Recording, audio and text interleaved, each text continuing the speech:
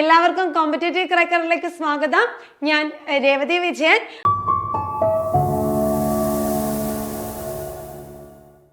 അപ്പൊ ഇതാ നമ്മൾ എല്ലാവരും കാത്തിരുന്ന സെറ്റ് പരീക്ഷ ഡേറ്റ് വന്നു അല്ലേ? ഫെബ്രുവരി 22 സെറ്റ് പരീക്ഷ നടക്കാൻ പോവാ. എല്ലാവരുടെയും പഠനം എവിടം വരെ എത്തി?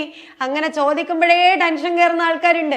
പഠിച്ചതൊന്നും മൈൻഡിലില്ല മിസ്സേ, ഇനി എന്താ പഠിക്കേണ്ടത്, ഇമ്പോർട്ടന്റ് ആയിട്ടുള്ള ഭാഗങ്ങൾ തരാമോ, PYQ മാത്രം നോക്കിയാൽ മതിയോ, ഇങ്ങനെ പല പല ടെൻഷനുകൾ ഉണ്ടാവും.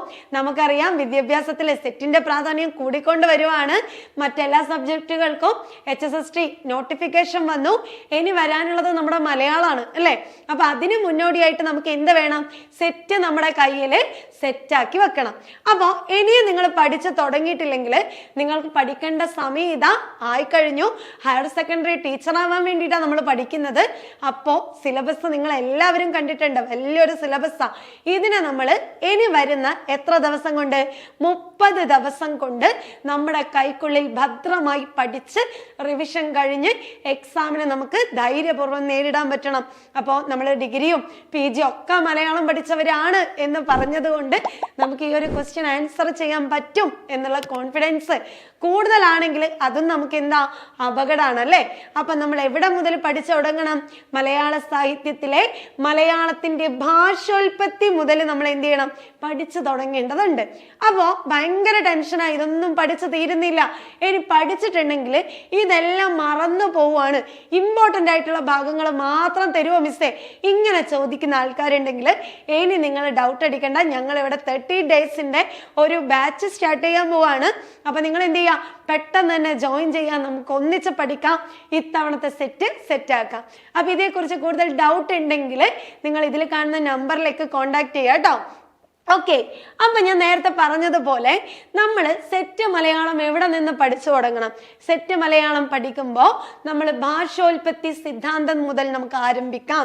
ഇതിന് മുന്നോടിയായിട്ട് നമ്മൾ ഏതാണ് ഇമ്പോർട്ടൻ്റ് ആയ ഭാഗങ്ങൾ, എങ്ങനെയാണ് പഠിക്കേണ്ടത്, നിങ്ങളുടെ സ്റ്റഡി പ്ലാൻ എങ്ങനെ ആയിരിക്കണം, ഇതിനെക്കുറിച്ചൊക്കെ ഞാൻ പല വീഡിയോകൾ ചെയ്തിട്ടുണ്ട്, നിങ്ങൾ കണ്ടിട്ടുണ്ടാവും. അപ്പൊ ഇന്ന് ഞാൻ പറയുന്നത് ഈ ഒരു ഭാഷോൽപത്തി സിദ്ധാന്തം നമ്മുടെ സിലബസിൽ ആദ്യം വരുന്ന ടോപ്പിക്കാ അല്ലെ?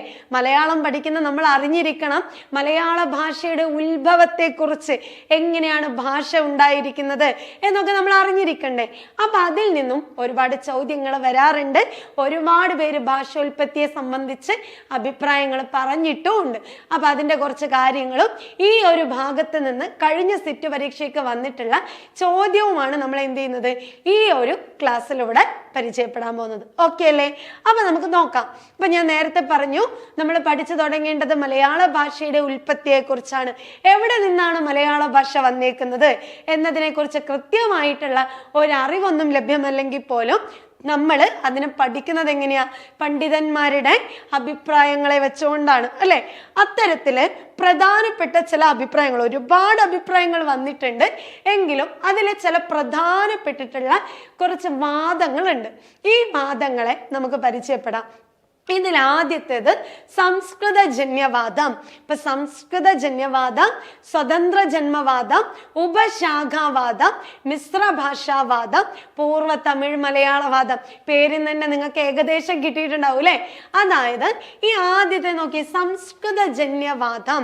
എന്താ ഈ സംസ്കൃത ജന്യവാദം? നമുക്കറിയാം സംസ്കൃതത്തെ എപ്പോഴും പറയപ്പെടുന്നത് എങ്ങനെയാ? ദേവഭാഷയാണ് സംസ്കൃതം എന്നാ പറയാ അല്ലെ? അതുകൊണ്ടാണ് നമുക്ക് ഇപ്പോഴും അമ്പലങ്ങളിലൊക്കെ ഈ സംസ്കൃതത്തിലാണല്ലോ എല്ലാവരും ശ്ലോകങ്ങളൊക്കെ ചൊല്ലുന്നത്. അതെന്തുകൊണ്ടാ? ദേവഭാഷയാണ് സംസ്കൃതം, ദൈവികമായ ഭാഷ. അപ്പൊ ആദ്യകാലത്ത് തെളിയിക്കപ്പെടാത്ത എല്ലാ കാര്യങ്ങളും നമ്മൾ പറഞ്ഞുകൊണ്ടിരുന്നത് എന്താ? ഇതൊക്കെ ദൈവത്തിന്റെ സൃഷ്ടിയാണ് അല്ലെ? എല്ലാം ദൈവത്തിന്റെ സൃഷ്ടിയാണ്, ദൈവം സൃഷ്ടിച്ചതാണ്. അതുപോലെ തന്നെയാണ് ഈ പറയുന്ന ഭാഷയും ദൈവം സൃഷ്ടിച്ചതാണ്. ഈ ഒരു കോൺസെപ്റ്റിൽ നിന്ന് കൊണ്ട് വന്ന ഒരു ആശയമാണ് സംസ്കൃത ജന്യവാദം. മലയാളം ഉണ്ടായിരുന്നത് ദേവഭാഷയായിട്ടുള്ള സംസ്കൃതത്തിൽ നിന്നുമാണ് എന്ന് ഒരു കൂട്ടം എന്ത് ചെയ്യാണ്? വാദിക്കാണ്. അപ്പൊ നമ്മൾ ആരൊക്കെയാണ് ഈ വാദങ്ങൾ മുന്നോട്ട് വെച്ചത് എന്നൊക്കെ നമ്മൾ എന്ത് ചെയ്യണം? പരിചയപ്പെടണം. അപ്പൊ ചുരുക്കി ഇത്രയേ ഉള്ളൂ, ദേവഭാഷയായിട്ടുള്ള സംസ്കൃതമാണ്, അപ്പൊ ദൈവത്തിന്റെ സൃഷ്ടിയാണ് എല്ലാം. അതുപോലെ ദേവഭാഷയിൽ നിന്നുണ്ടായിരുന്നതാണ് നമ്മുടെ മലയാളം എന്ന് പറയുന്നതാണ് സംസ്കൃത ജന്യവാദം.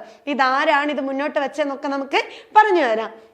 ഇനി അടുത്തതോ സ്വതന്ത്ര ജന്മവാദം അല്ലെ.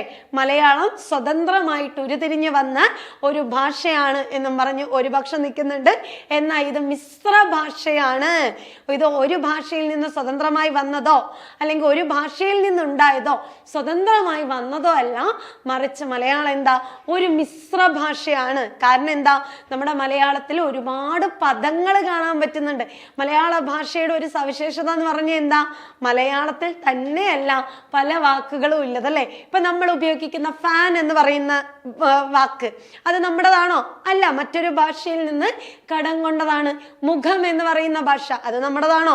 അല്ല, അത് മറ്റൊരു ഭാഷയിൽ നിന്നും മലയാളത്തിലേക്ക് സ്വീകരിച്ചതാണ്. അങ്ങനെ പല വാക്കുകളും മറ്റു ഭാഷ, കടലാസ് എന്ന് നമ്മൾ പറയുന്നുണ്ട്, ഇത് മലയാളമാണോ? അല്ല.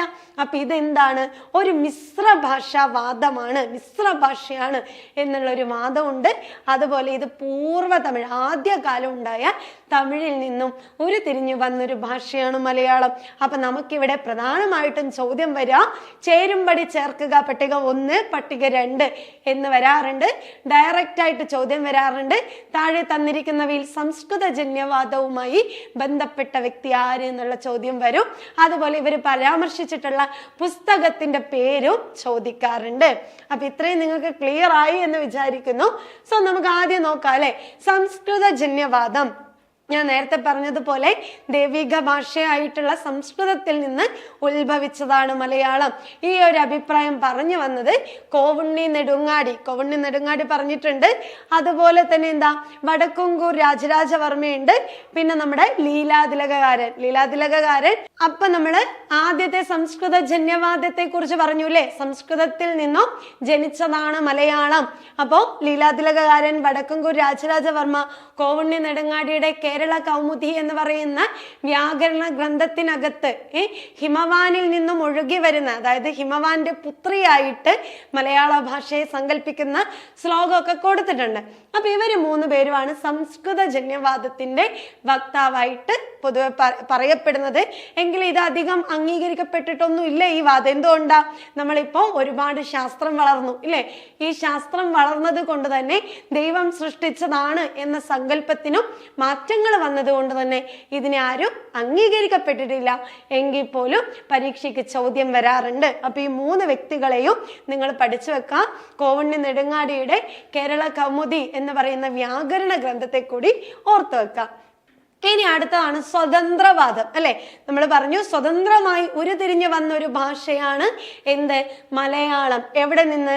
ദ്രാവിഡത്തിൽ നിന്നും സ്വതന്ത്രമായി പിരിഞ്ഞു വന്ന ഭാഷയാണ് മലയാളം. ആരാ പറഞ്ഞേക്കുന്നത്? ആറ്റൂരാണ് കേട്ടോ. ആറ്റൂരാണ് ഇതിന്റെ പ്രധാനപ്പെട്ട വക്താവ് എന്ന് പറയുന്നത്. അപ്പൊ മലയാള ഭാഷയും സാഹിത്യവും എന്ന് പറയുന്ന കൃതിക്കകത്ത് ആറ്റൂര് പറയുന്നതാണ് ദ്രാവിഡത്തിൽ നിന്നും സ്വതന്ത്രമായി പിരിഞ്ഞു വന്ന ഭാഷയാണ് മലയാളം. ഓക്കെ, ഇതേ ആശയത്തോട് യോജിക്കുന്ന ആളാണ് ഡോക്ടർ കെ ഗോദവർമ്മ. അദ്ദേഹത്തിന്റെ കേരളം ഭാഷാ വിജ്ഞാനി എന്ന് പറയുന്ന കൃതിക്കകത്ത് ഇതേ ആശയം അദ്ദേഹം അവതരിപ്പിച്ചിട്ടുണ്ട്. പിന്നെ നമ്മുടെ ഡോക്ടർ കെ എം ജോർജ്, അദ്ദേഹത്തിന്റെ സാഹിത്യ ചരിത്രം പ്രസ്ഥാനങ്ങളിലൂടെ എന്ന് പറയുന്ന കൃതിക്കകത്ത് ഈ പറയുന്ന സ്വതന്ത്രവാദം, മലയാളം ഉണ്ടായത് സ്വതന്ത്രമായിട്ടാണ് എന്നുള്ള വാദത്തെ അവതരിപ്പിച്ചിട്ടുണ്ട്. അപ്പൊ കൃതികളുടെ പേരോർക്കുക, അവരുടെ വാദങ്ങളെ കൂടി നിങ്ങൾ എന്ത് ചെയ്യണം, ഓർത്തു വെക്കണം. ഓക്കെ, ഇനി അടുത്തത് നോക്കിക്കേ, ഉപശാഖാവാദം അല്ലെ. ഉപശാഖാവാദം അതായത് മലയാളം ഉണ്ടായത് സ്വതന്ത്രമായിട്ടോ സംസ്കൃതത്തിൽ നിന്ന് ജനിച്ചതോ അല്ല, മറിച്ച് എങ്ങനെയാണ്? റോബർട്ട് കാർഡ്വെൽ എന്ന വ്യക്തി പറയാണ് എന്ത്, മലയാളം തമിഴിലെ ഏറ്റവും പ്രാചീനമായ ശാഖയാണ്. മലയാളം എന്ന് പറയുന്നത് തമിഴിന്റെ ഏറ്റവും പ്രാചീനമാണ്. തമിഴിന്റെ കൈവഴികളിലൂടെ വളർന്നു വന്ന ഒരു സാഹിത്യമാണ് എന്ത്, മലയാളം എന്ന് പറയുന്നത്. ഒരു ഭാഷയാണ് മലയാളം. അപ്പൊ ആദ്യം എവിടെ ഉണ്ടായിരുന്നത് തമിഴാണെന്നും ഈ തമിഴിന്റെ കൈവഴികളിലൂടെ വളർന്നു വന്ന ഒരു ഭാഷയാണ് മലയാളം. അതുകൊണ്ട് തന്നെ ഇത് ഉപശാഖാവാദം എന്നുള്ള രീതിയിൽ ഒരു ആശയം മുന്നോട്ട് വെച്ചത് ആരാ, ഒരു വാദം മുന്നോട്ട് വെച്ചത് റോബർട്ട് കാർഡ്വെൽ ആണ്. അപ്പൊ ശരിയാണ്, ആദ്യകാലം ഇവിടെ ഉണ്ടായിരുന്ന സാഹിത്യം ഏതാ, തമിഴ് സാഹിത്യമാണ്. അതുകൊണ്ട് തന്നെ തമിഴിലെ ഒരുപാട് പദങ്ങള് മലയാളത്തിൽ ഉപയോഗിച്ചിട്ടുണ്ട്. എന്ന അർത്ഥത്തില് ഉള്ളൂര്, നമ്മുടെ ഉള്ളൂര് കേരള സാഹിത്യ ചരിത്രം വാല്യം 1 പിന്നെ പി ഗോവിന്ദപിള്ള മലയാള ഭാഷാ ചരിത്രത്തിലും AR രാജരാജവർമ്മ കേരള പാണ്ഡ്യത്തിന്റെ പീഠികയ്ക്കുള്ളിലും ഈ ആശയം എന്ത് ചെയ്തിട്ടുണ്ട്, പറഞ്ഞു വെച്ചിട്ടുണ്ട്. അപ്പൊ നമ്മൾ 3 വാദത്തെ പരിചയപ്പെട്ടു. ഒന്ന് സംസ്കൃതത്തിൽ നിന്ന് ജനിച്ചതാണ്, 2 ഉപശാഖാവാദം തമിഴിന്റെ ഉപശാഖയായിട്ട് കൈവഴികളിലൂടെ വളർന്നതാണെന്ന് പറഞ്ഞു. പിന്നെ നമ്മൾ പറഞ്ഞു സ്വതന്ത്രവാദമാണ്, സ്വതന്ത്രമായിട്ട് ഉരുതിരിഞ്ഞ് വന്നതാണ് എന്ന് നമ്മൾ പറഞ്ഞിട്ടുണ്ട്. ഇനി അതുപോലെ തന്നെ ഈ സമയത്ത് അടുത്തൊരു വ്യക്തിയാണ് ആര്, ഇളംകുളം അല്ലെ. ഇളംകുളം എന്ന് പറഞ്ഞാൽ എന്താ, മിശ്രമായത്. അപ്പൊ മിശ്ര ഭാഷാവാദം എന്ന ആശയവുമായിട്ട് ഇളംകുളം കുഞ്ഞമ്പിള്ള വരികയാണ്. അദ്ദേഹം പറയുന്നത് എന്താ നോക്കിയേ, തമിഴും സംസ്കൃതവും കൂടി കൂടിച്ചേർന്നതാണ് മലയാളം. അതായത് കാഡ്വല് പറയുന്നതും അതുപോലെ നമ്മുടെ കോണി നെടുങ്ങാടി പറഞ്ഞ ആശയത്തോടും ഒക്കെ കൂടി ചേർന്ന് സ്വതന്ത്രമായി ഉരുതിരിഞ്ഞു വന്നതാണ് എന്ന ആശയവും എല്ലാം കൂടി പരിഗണിച്ചുകൊണ്ട് നമ്മുടെ ഇളംകുളം പറയാണ്, നിങ്ങളിങ്ങനെ അടിയൊന്നും ഉണ്ടാക്കണ്ട, നിങ്ങളിങ്ങനെ പ്രശ്നമൊന്നും ഉണ്ടാക്കണ്ട, നമുക്കൊരു ഒത്തുതീർപ്പിലെത്താം. എങ്ങനെ? മിശ്ര ഭാഷാവാദം, മലയാളം ഉണ്ടായിരിക്കുന്നത് സംസ്കൃതത്തിൽ നിന്നും അതുപോലെ തന്നെ എവിടെ, തമിഴിൽ നിന്നുമാണ് മലയാള ഭാഷ ഉണ്ടായത്. ശരിയാണ്, തമിഴിൽ നിന്നുമാണ് സംസ്കൃതത്തിൽ നിന്നുമാണ്. ഇത് രണ്ടും കൂടി കൂട്ടിച്ചേർത്തിട്ട് ഇതിൽ നിന്നും വന്നേക്കുന്ന പുതിയൊരു ഭാഷയാണ് എന്ത്, മലയാളം. അപ്പൊ പിന്നെ ആർക്കും പ്രശ്നം വേണ്ട എന്ന തരത്തില് ഇളംകുളം വന്നിട്ട് എന്ത് ചെയ്തു, അഭിപ്രായപ്പെട്ടു. ഓക്കെ, ഇനി ഇതേ ആശയത്തോട് യോജിക്കുന്ന വ്യക്തിയാണ് പി ശങ്കരൻ നമ്പ്യാര്. മലയാള സാഹിത്യ ചരിത്ര സംഗ്രഹത്തില് അദ്ദേഹം പറയുന്നുണ്ട്. പിന്നെ നമ്മുടെ N കൃഷ്ണപിള്ള. ഈ 2 പേരും നമ്മുടെ ഇളംകുളത്തിന്റെ ആശയത്തോട് യോജിച്ച് നിൽക്കുന്നു. ഇപ്പൊ 4 വാദങ്ങള് നമ്മളിപ്പോ ഓൾറെഡി പറഞ്ഞു കഴിഞ്ഞു. ഇനി തൊട്ടടുത്തതാണ് 5ാമത്തത് അല്ലെ, പൂർവ്വ തമിഴ് മലയാളവാദം. പൂർവ്വ തമിഴ് മലയാളം പേര് പോലെ തന്നെ എന്താ, ഒരു ഗോത്രത്തിൽ നിന്ന് പല ഘട്ടങ്ങളിലായി പിരിഞ്ഞ് സ്വതന്ത്രമായി വന്നതാണ്. സ്വതന്ത്രവാദം അല്ല, ദ്രാവിഡത്തിൽ നിന്നും സ്വതന്ത്രമായി വന്നതാണ് സ്വതന്ത്രവാദം.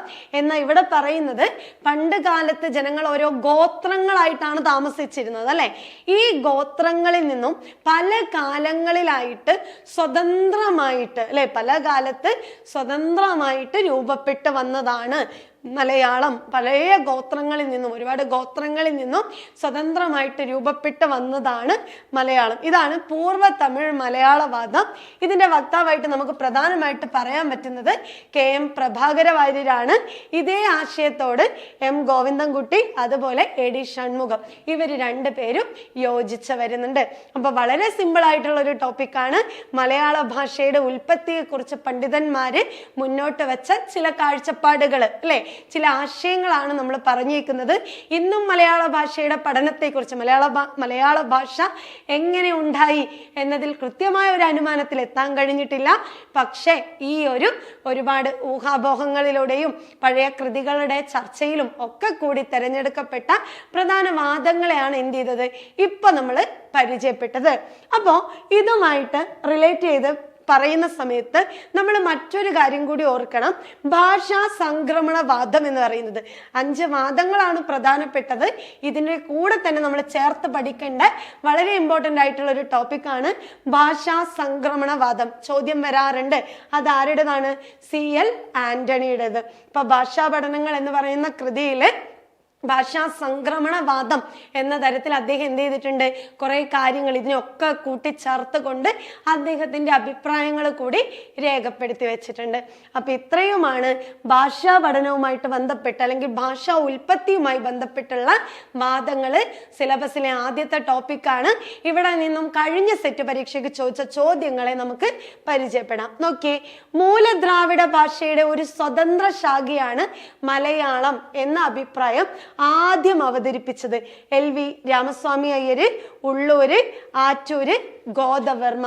മൂലദ്രാവിഡ ഭാഷയിൽ നിന്നും സ്വതന്ത്രമായിട്ട് അല്ലെ, എങ്ങനെയാണ് ദ്രാവിഡ ഭാഷയിൽ നിന്നും സ്വതന്ത്രമായി ഉരുത്തിരിഞ്ഞു വന്നതാണ് ഏത്, നമ്മുടെ മലയാളം എന്ന് ആദ്യമായിട്ട് മുന്നോട്ട് വെച്ച വ്യക്തി ആരാ? ഇതില് നമ്മൾ പറഞ്ഞതാണ്. LV രാമസ്വാമിയാണോ, ഉള്ളൂരാണോ, ആറ്റൂരാണോ, ഗോദവർമ്മയാണോ? പഠിച്ചതാണ്.